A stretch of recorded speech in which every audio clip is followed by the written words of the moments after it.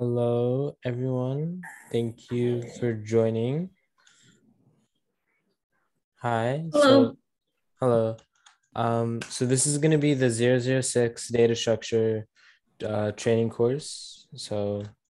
I'm not really going to wait too much to see if other people join. This is recorded, so they'll be able to see it later. Basically, how this is going to work is that the first 45 minutes will just be me going over the basics and everything of data structures. So data structure, the course in AI learning is separated into, I believe, 4 levels: bronze, silver, gold, and platinum. Currently, there's material for bronze, silver, and gold. Platinum still being made. And how this is going to work is that I'm going to try to go over as much as I can of the bronze material, at least all the slides and all the basic concepts. And if there's still time at the end, I'm was going to spend 45 minutes on it. If there's time at the end, then I will try to go over some problems too, some projects. And in the last 15 minutes will be open for Q&A. So anyone have any questions before I begin? All right, great. So I will get started with, oh, sorry. Oh, no problem. Goodbye. All right. But I will get started with the introduction. This will pretty much just be not data structures, complexity analysis and algorithms.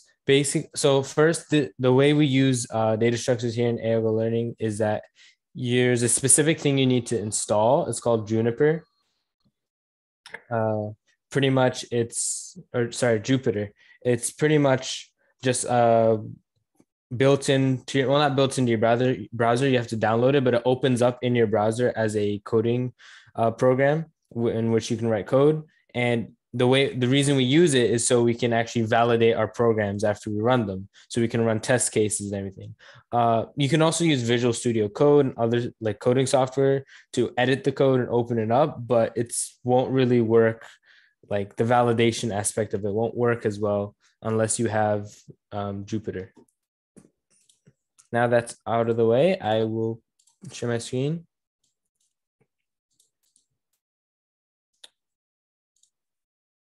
Can you guys see my screen? Yes, I can see it. Okay, great. Thank you. So in case you guys do not know, data structures are just a way we organize data and stuff. That's what this course is really teaching. So it's teaching different forms of data structures like lists, like array lists, linked lists. You have queue, stack, heap. You have priority queue, tree, like it says there, binary search trees, all those kind of things. Those are pretty much considered data structures, and that's what we try to teach. Have students try to organize their code in more efficient, effective, and hopefully uh, just typing out actual faster ways. So an algorithm here is what we also teach them, are pretty much ways to search through code or just not code, but numbers and data and all that kind of stuff.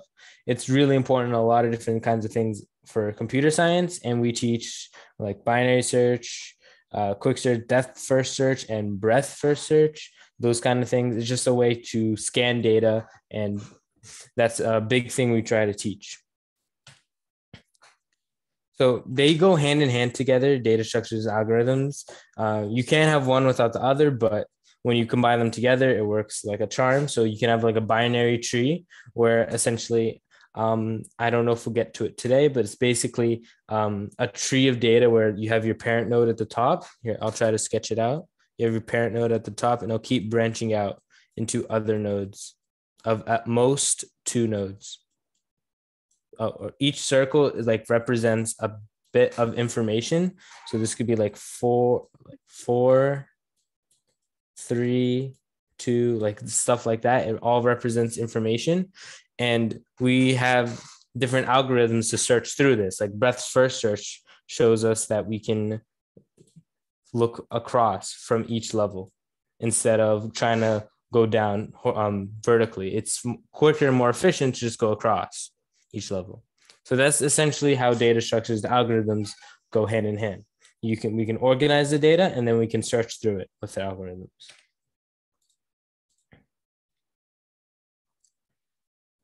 So here's some algorithms that are more efficient. So because of that, we have to consider time complexity and space complexity. Space complexity is not as important. Time complexity is more important. In case you guys don't know, I'm just going off a limb here. So coding competitions typically take into consideration time complexity a lot of the time. So if you write code that is just too slow or something and takes multiple seconds, then it will probably reject your code. That is why most like competitive coders don't use Python and stuff later, like in deep into an coding competition. They won't use Python because it's just super slow in comparison. That's why we teach Java in this course, because Java is more reliable and more efficient. It processes information a lot quicker. So here's an example of complexity analysis. Essentially, we are looking for a number. And so the way time complexity and space complexity work is that, so time complexity specifically is that n stands for the number of things you have. Here in this case, it's 5. So n is 5. Pretty much that's our time complexity, 5. The more things you have, the more times it has to loop through. That's why the for loop is what kind of determines n. If we had a for loop, like a nested for loop, a for loop in a for loop, it would be n squared. However, in this case, since we only have one for loop, it just loops through it one time and it would just be n. If it was, say, for example, we just had print 4 or something, that's all our code it would just be O is 1 because it only loops through it one time. But if it loops through it multiple times, that's when we start putting in n as our time complexity. Space complexity just means that we aren't really creating any extra space to store information. It's all just here. We're just searching through the list for the target value, like what index is it? In this case, it's 2. 3 is 2. Well, you guys know what I mean when I say 3 is 2. And yeah, that's pretty much all time complexity and space complexity has to do with. It's important to let students know what time complexity is, what space complexity is, and how it may affect their code later on, because I see a lot of students that they just don't really understand the concept of time complexity and they're just trying to brute force their way through a problem, or just put like loops upon loops upon loops, when it just in reality is going to take forever to go through that code because it has to keep looping. So it is important to not stress time complexity, but just mention it and make sure they know what time complexity is. Same thing. All right. So here, binary search. So we won't play the game stuff. And if you're in actual class, you can just play the game with students. It's a fun game to let them understand what binary search is. It's a good introduction. Essentially, it's you pick a number from 0 to 100, 1,000, preferably not 500, so like pick an obscure number like 647. And they'll probably keep guessing numbers, and they'll get a hint if it's too high or too low. So if most students, and they see if it's too high or too low, they'll go straight for 5,000. Is 5,000 below or above 647? It's below, so the guess is too low. And then they'll go to 600. Is that too low or too high? It's too low. And then 700. And then they'll realize that 700 is too high. And then they'll keep going like that until they finally figure out the number. Basically, that's a great example of what binary search is. It's basically you split a list in half every single time until you figure out if your target number is above or below the current highest point in your data set. So if I had the list as 1, 2, 3, 4, and I'm 5, and I'm looking for the number 2, and I split it, and I have, I'll look at from the number 1, and I split it right here, then I'll realize that I'm going to compare both of the like final index here and the first index here, what's right directly next to that line, and I'll see that 2 is greater than the target number, and so is 3. So I'm going to go for this portion of the data. I'm going to search through that next, if that makes sense. And well, in this case, it says 345, but remember, if you're doing this in class with them, you can do any number, whatever. It doesn't really matter.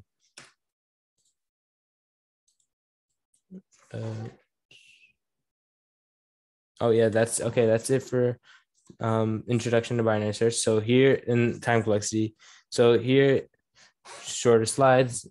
Again, just going over binary search and time complexity. So basically, how this works is that when you first do your iteration, since you cut it in half directly, the length of it is just n divided by 2. So if n is 24, then it'll just be 12 numbers after. Second is n divided by 2 squared, because you're just dividing the original one by 2 times 2. So you're going to keep doing that. It's going to keep going up. And eventually it'll get to 1. So if it ends up getting to that point, to 1, where you had to keep cutting in half and half and half and half, the worst case scenario is, oh, someone else joined. A worst case scenario is that you're going to have n to the 2 to the k. So that's pretty much what's there to say about binary search. It's pretty simple. Your student, there's also projects that go along with it. I'll see if we can get to that at the end. Hello, thank you for joining. I'm just going over some stuff. If you missed anything, they'll always be recorded, and you can always go back and check the recording. But currently I am going over binary search and its time complexity. Yeah, and then this is just mathematics, if you want to explain it to them. So because this has to be 1, because eventually if you keep dividing in half and half and half, you'll get to 1 index, or just 1 item in the list. So then now if you multiply both sides by 2k, and then do take the log of n, log base 2 of n, then you'll get k.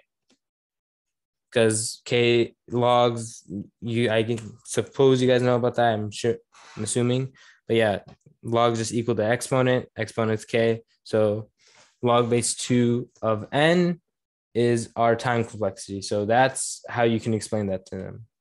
If you don't want to go over logs and everything, just tell them that it's pretty much just taking the inverse of the exponent, and that's how we figure out the time complexity. So that's all there is to binary search and everything. Any questions so far before I move on? No? All right, great. So next is recursion. Recursion is something most students not struggle with, but are just confused with at the first time. So I just recommend, working through with them on projects and everything. Projects are kind of self-explanatory. You guys should all get it fairly quickly. It's nothing really complex. It's just the main thing to focus on is actually going through with them either before or after they work on it. So before they work on it, you can go through with them the project, make sure they explain it. Maybe you want to work on it with them, so you code and they can code and all that kind of stuff, like, hey guys, what goes in this for loop and stuff like that. You can work with them on that. And make sure that if you would just assign them a project to work on, you definitely go over it afterwards instead of just showing the code, so they can actually understand what they did wrong if there's something they did wrong. But yeah, recursion. So what is it? It's basically just going through something. Oh, you left? All right. So it's basically just going through something multiple times, pretty much kind of similar binary search. Not really. It's not binary search. But what we did in binary search was recursion. We kept breaking the list into smaller instances so we can figure out the value we're looking for. So yeah, this basically builds off a Fibonacci sequence. Essentially, you keep adding the number before to the number after, or no, you keep adding number you're on to number before. So it always starts on 0 and then 1, because nothing's before 0. So 1 plus 0 is 1, 1 plus 1 is 2, 2 plus 1, 3, 3 plus 2, 5, 5 plus 3, 8, and it keeps going on and on. So f of 0 is 0, f of 1 is 1. For the Fibonacci sequence, that's kind of, you have to specify that, or else it would not work. Obviously, 0 plus 0, you can't, there is no term before 0, so you can't do anything there. And then everything else is just the previous term plus two terms before it, I guess. You can think of it that way, or just the term you're on plus the previous term. So instead of doing f of n minus 1 plus f of n minus 2, you could do f of n plus f of n minus 1. Either way you want to explain it to your students, that works, just as long as they understand that you're adding the term you're on to the previous term. So these are three rules of recursion. It has to have a base case. So these f of 0 and f of 1 are base cases. They're what's going to happen no matter what, because we can't really define those terms normally. We have to have our base case. It has to call itself. So when you're like coding a Fibonacci sequence or whatever, you have to make sure that you're calling yourself in the sequence, or else it's not really recursion. And then it always has to change and move towards your base case or away from your base case, either one. So you have to make sure you're always moving away or towards your base case. You can't be like, oh, I go up to 10 and I go back down to 4. Like, that's not going to work for recursion. You have to keep moving in a steady, constant direction consistently. And I think that's it for recursion. Yeah. All right. That's it for recursion. So next is dynamic programming, which is nothing super special. Essentially, it's just like actually applying recursion in programming. That's really all there is to it. This one's also short, only a slide. So let's just get to it. So dynamic programming is just algorithm technique for recursively breaking down a problem into simpler subproblems, just like recursion. And the way I would explain this to students is actually taking a project, because you can't just expect them, hey, dynamic programming is recursion, but in programming, now go code. You're going to actually have to take a project that, because projects, when you download them yourself, they're organized in least difficult to most difficult. So I'd really recommend going over the least difficult ones with them and try to explain to them that this is the code, that how it's supposed to look for recursion or for dynamic programming, whatever you working on. I really recommend doing that, just so they have an understanding for their next project or next two projects, depending on how you do it. So basically, this is optimized recursion. If you want to think of it like that way. The thing with recursion is that it had to keep calling the previous terms, because it didn't really save its answer. It didn't save the answer.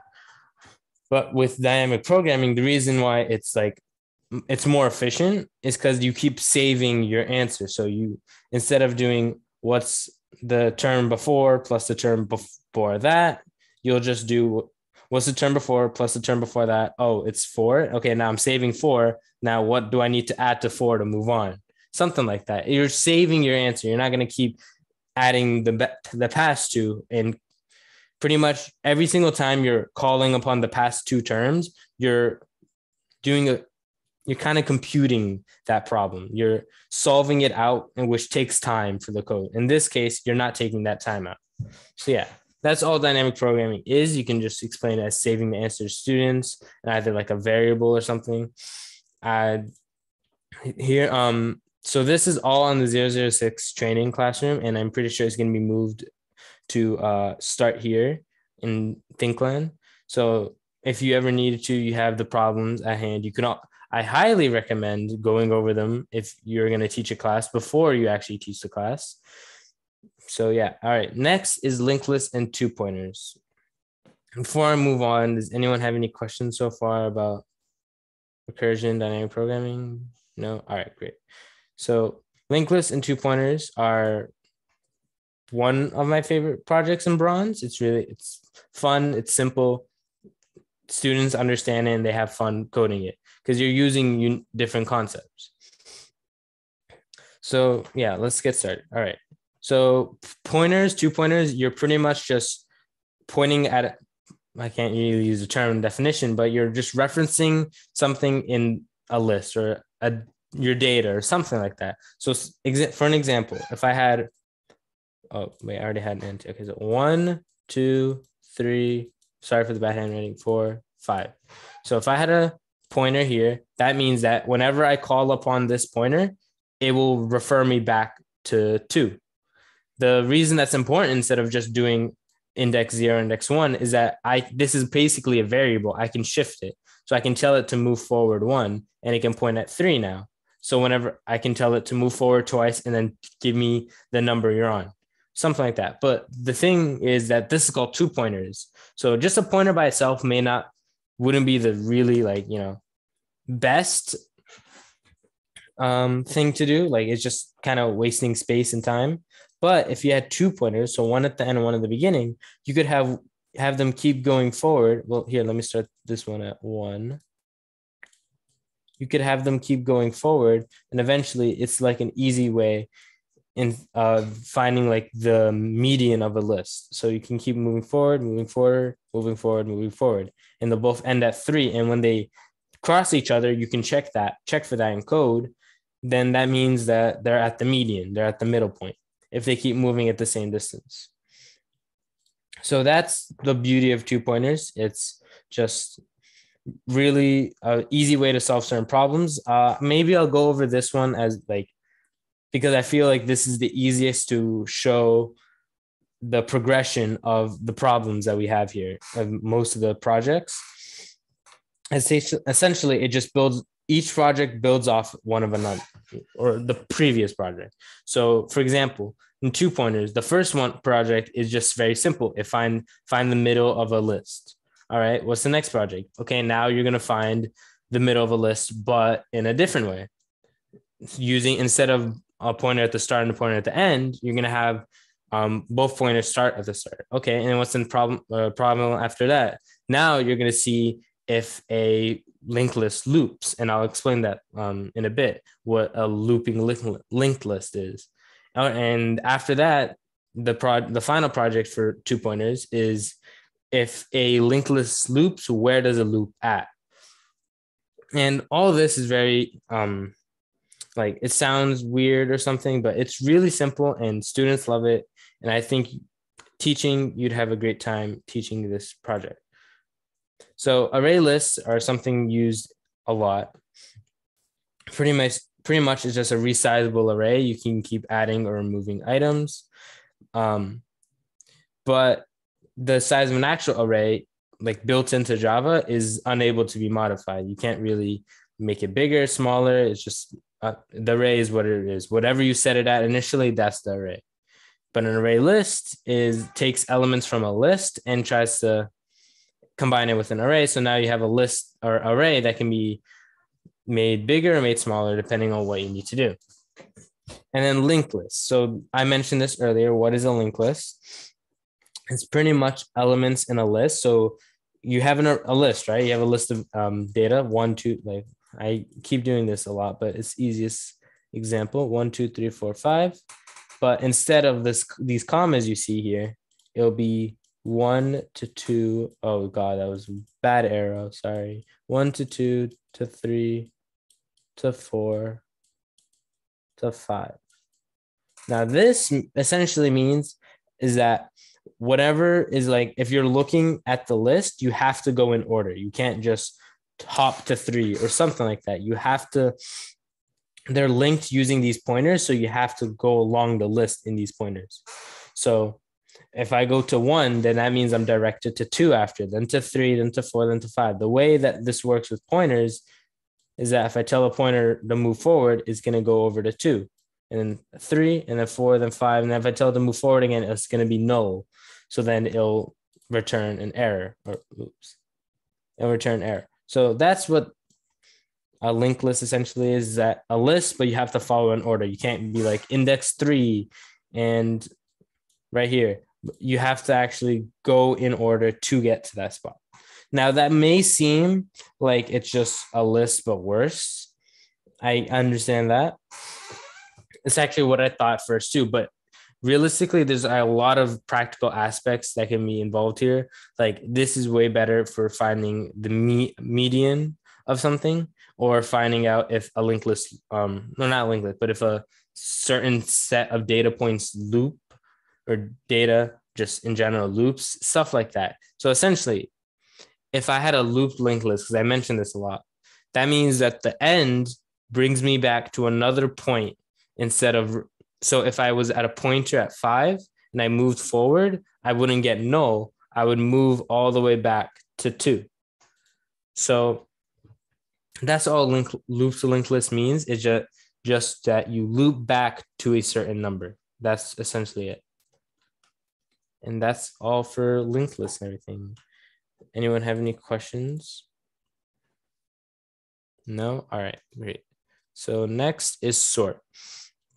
So and I think, yeah, sort, binary search tree, and then divide and conquer, there are no slides for it because it's essentially the exact same as binary search tree. It's just another application of binary search tree. So yes, so we have sort, and then we have binary search tree, and then I'll show you guys some projects, and then be open for Q&A. And after that, then we'll see. All right, so there's, I believe, 3 different sorts in bronze, or 2. We'll see. It's either 3 or 2. So bubble. So you have bubble sorting, and essentially it's exactly what it sounds like. Well, not really, not exactly what it sounds like, but it's called bubble sorting because you're bubbling the elements to the top of the array. So here's an array, and we know that this is not sorted at all, and we need to get 1 to the beginning.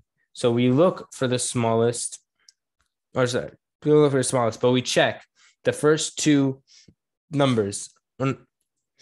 Is the second number bigger or smaller than the first number? And we know it's supposed to be in order, so the least always moves ahead. So 1 is smaller than 5, so we have 5 bubble down and 1 bubble to the front. It's a pass. Now we check 5 and 4 because we know 1's guaranteed it's in the right spot. That was the very first 2 numbers. 1's the smallest you can go. There's nothing else more to do. So 5 and 4, we check those 2. 4 is smaller, so we move them. Then now we go to 5 and 2. 2 smaller, so we move that. And 5 and 8, that's good. And we know 8's in the right spot, 5's in the right spot. That's it. All we have to do for the array. If there was more afterwards, then we'd go 8 and like maybe this was 7. And so we check that and then bubble 7 over here. That's all really we do after. And now we do our second pass. That was considered the first pass. Now we're just we were setting up the numbers, trying to get as organized as we can. Now we do it again. Second pass. 1 to 4 is good. 1's already in the right spot. We don't have to do anything there. 4 to 2, then that's good. We don't have to do anything. Or sorry, 4 to 2, we do have to bubble it because 2 is smaller. So we move that, and then we know 5's the biggest value there because 8's in the right spot because there's 5. We already know how big the array is. We can just do like array.length, and we know that there's 5 values. So once we do 5 like checks, then or not 5 checks, 4 checks, because we don't include the number itself. Once we do 4 checks, the very first pass, we'll know that that's all we need to do. We don't need to check the largest value again and again. So that's why 4 and 5 stops at 5 and it doesn't move on. In third pass, everything is correct here and it keeps going. So essentially, you have, how many passes do you have? You have the same amount of passes as the amount of items you have minus 1. For example, here we only had 4 passes because we checked 2 items at a time. So we're not going to check 1 by itself to see if it's in the right spot because we know 2 is in the right spot. So it's n minus 1 passes. And what's the complexity for each pass? Well, we have to do n number of passes. So it's n squared essentially for the time complexity, and space complexity, we're all doing it inside the list. So there's nothing else we have to do. If we were making a new list or something, then that would require more space complex, like a higher space complexity. But since it's all in the same list, we are not. So that's bubble sorting. Selection sorting is that it's kind of not really similar. Essentially, it's just you keep looking for the smallest number and keep putting it at the beginning. So here we have 1, 4, 2, 5, 8. We look for the smallest number. That's 1. and we put in the beginning. Now we know that 1's the smallest. There's nothing left to do with 1. Let's check everything else. We look for the smallest number, 2, put it in the beginning. And then that 2's out of the equation. We know 2's good. 4, 5, 8. We check 4. We check 5. 4 is already in the beginning, so we don't have to do anything. Then we check 5, already in the beginning, don't have to do anything. 8, and that's it. So this one, also the same, because you have to keep checking each number. So time complexity n squared, space complexity in the same exact list. So it's just 1. So here, regarding on what you want to do with your students, you can tell them whichever one they prefer they can do. But for the projects, you have to do both, because the project for sorting is not like a special project like, oh, so you have these many coworkers and they want to be sorted into the right rooms, something like that. We don't do that for these projects. You just are told to code the sort that you're told. So if we just learned selection sort, then the project's going to be selection sort. Code a program that uses selection sort to sort these numbers. That's all there is to it. So very simple projects, but if a student doesn't understand, or if you can see that the majority of the class does not understand a certain sort, try to focus on the other ones that they do understand on, and then come back to this later. So if my class didn't understand bubble sorting, I'd just work on selection sorting first. Or that's it. So this one I had 2. So I'd work on selection sorting first, and then I'd show them bubble sorting. And I do the project with them and everything. Basically, just make sure that they understand how this sorting works, and then they're more likely to understand how the other sorting works. So working backwards is helpful, especially in these kind of more complex classes. Making sure that they understand other topics to help them relate back to the topic that they don't understand is very helpful. So that's sorting. And the very last thing will be binary search tree.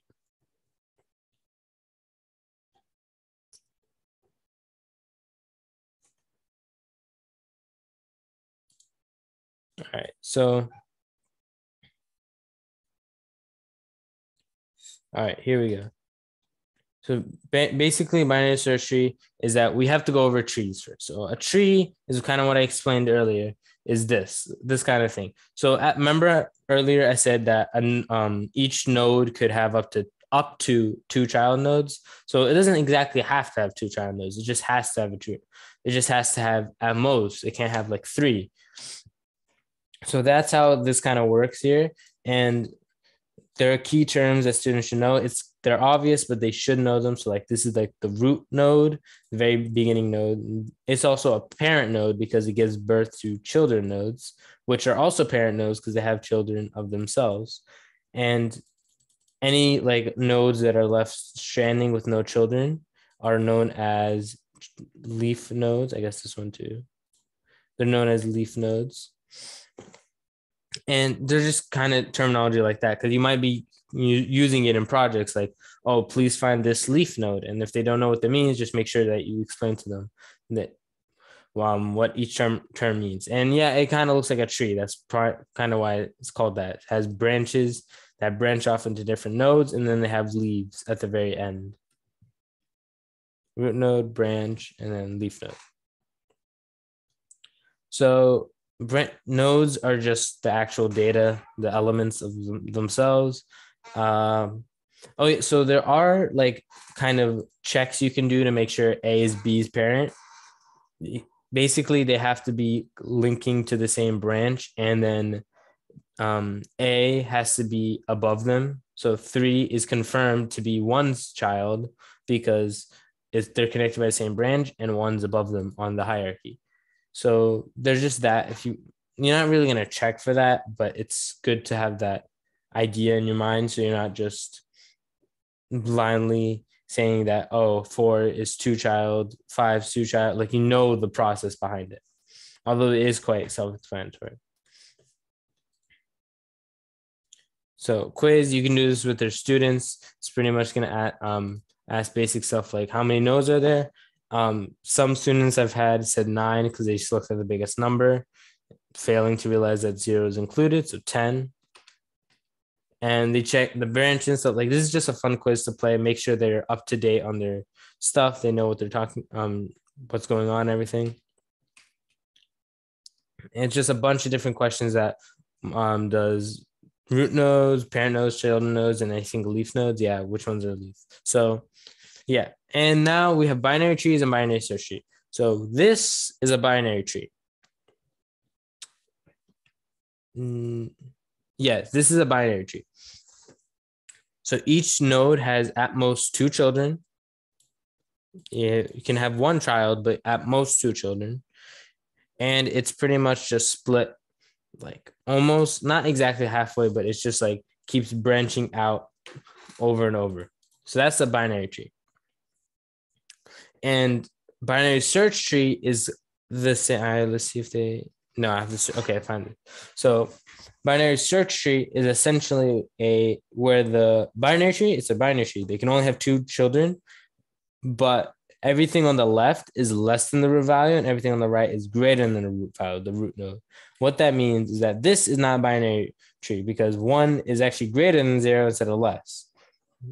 But if I had something that was 0, well, here, let me, instead of just actually making it, if I had -1, -3, then, and then, well, this couldn't be 4 or 6 because here I'm about to explain the other thing about root nodes is that while everything on the right has to be greater and everything on the left has to be smaller than the root node, everything below that also has to be a binary tree itself, which means everything to the left of 2 has to be less than 2 and everything to the right has to be greater, in which case it is not because 4 is bigger than 2. And if I made a -4, then it would not be greater than 0. So you have to actually try to organize. Basically, the reason that is we have binary search tree is that it's just another way of organizing data more effectively.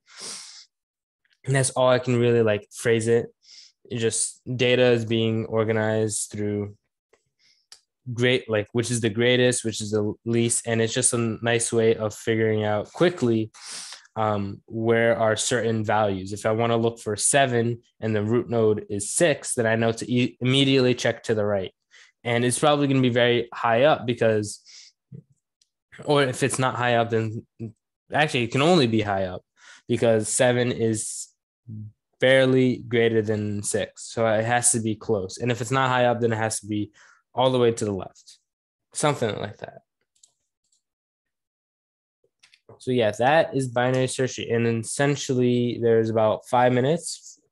That's all the bronze stuff. That's everything from bronze, all the topics and everything. Silver goes into, you can see that a lot of the stuff in silver is that you go binary search again, recursion, dynamic programming, sort. And then here's finally something new. I guess I could say that so essentially in silver, most of the stuff is just deeper understandings, like you go more in depth for everything. Since introduction in QStack heap is the most new thing, so is breadth search and depth search, but they're pretty easy. I'll go over that for the last 5 minutes or last 10. I don't know. Do you guys have any questions or anything? I'll just explain this to the rest amount of time we have. All right. So QStack and heap is just a bunch of different ways of pushing data or taking out data. It's just sorting data more, but not actually like sorting it, but just organizing it. You'll see. So the way I like to relate to it is that Q is like a bathroom line, stack is like a stack of pancakes, and then heap is just a way of implementing priority queue, and priority queue is like a VIP line. You guys will see what I mean in a bit. So Q is that you have a list of things. They're not in like a linked list or anything. They're just like a list of items, and I have to put them in certain order.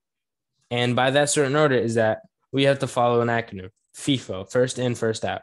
So whatever is I put in first. So 4 is waiting now, then 2, then 3. Now we have got to our first out. So I take out 4. I take out whatever I put in first. And then, so now there's no longer a 4, and it's just, I'm assuming you guys can understand it. A nice way I like to test students after explaining this is that 4, then 2, then 3, 6, 1, 5. Now, out of all these items, which one gets outputted right here. And I like to test them, see if they know what's going on, what is a queue, how does it work, stuff like that. Because I've had people tell me a bunch of different numbers, 2, 3, 1, like, so one of those may have been right. I didn't actually do the calculations right now, but it's just they don't really understand it too much. So just make sure that you keep, well, as you're teaching, you keep going back, you check in with them, make sure they understand it, try to engage them, try to ask questions, everything. Not like how I'm doing right now, but I'm just kind of trying to go over the material. So now, oh yeah, go through all that, and here gets outputted 6. 6 gets outputted there.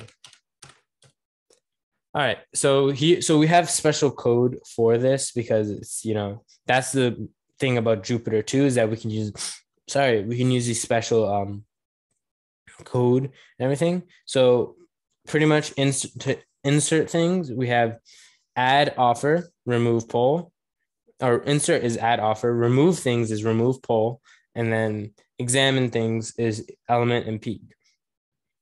Now, I just said a lot of things. What does that mean? So essentially, so if I had the Q class is just Q, so it's going to be Q dot add, and then my value, like 4. And that's what I'm adding into the queue. So that's what that means. Add and offer, the difference between them is that add will, if there's no space in the queue, you'll get an error. Offer, it'll return null. You won't get an error. E.remove, same thing. You'll get an error. Poll, you won't get an error. Element, you'll get an error. Peak, you won't. So peak just means what if I'm doing it, what's going to come out next if I remove something, or what's on the top.